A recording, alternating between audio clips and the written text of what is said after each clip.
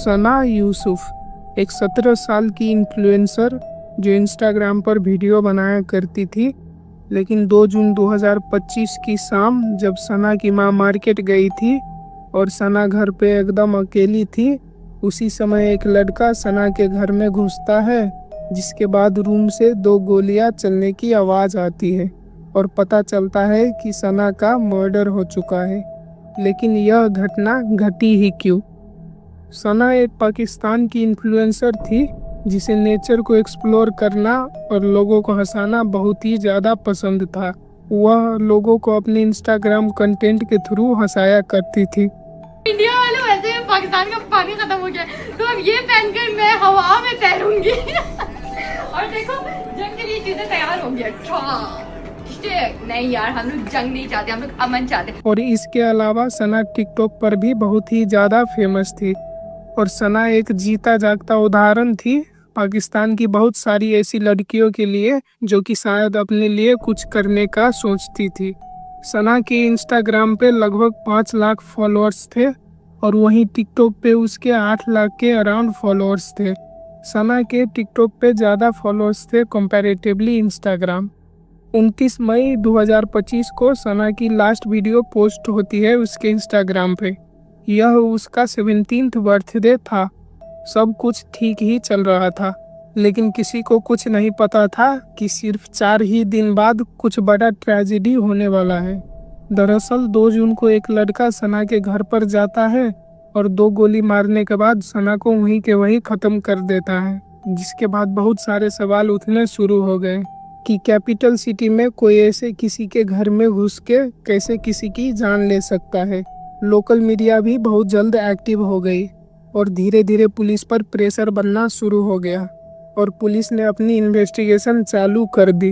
उन्होंने सना के घर के आसपास के सीसीटीवी फुटेज चेक करना शुरू किया और उन्हें एक फुटेज में एक संदिग्ध लड़का दिखता है।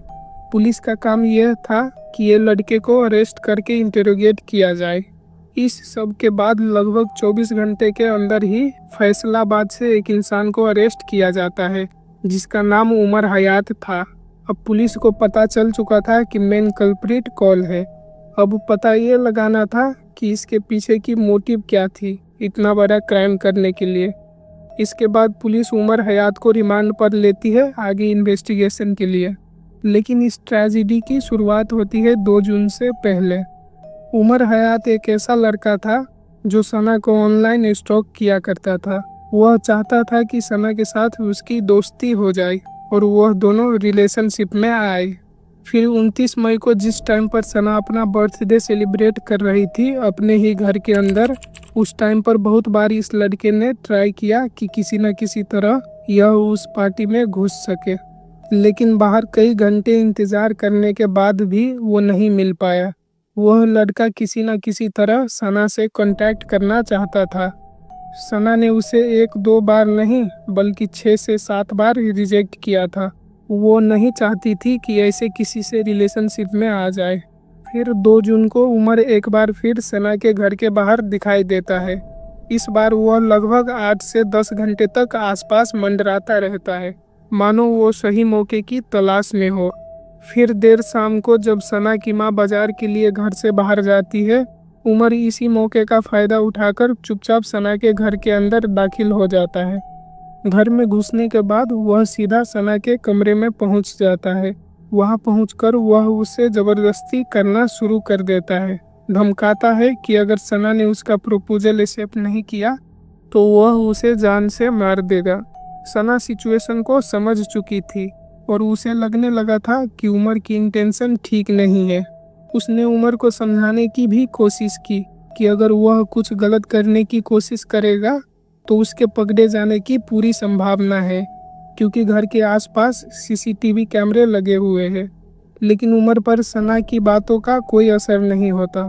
जब सना उसकी बात नहीं मानती तो वह लड़का अपनी गन निकालता है और सना को वहीं के वहीं 2 शॉट मारने के बाद ख़त्म कर देता है। इसके बाद उमर सना का मोबाइल लेके भाग जाता है और इसके 24 घंटे के अंदर ही उमर को पाकिस्तान पुलिस फैसलाबाद से अरेस्ट कर लेती है। फिलहाल यह केस की ट्रायल शुरू हो चुकी है।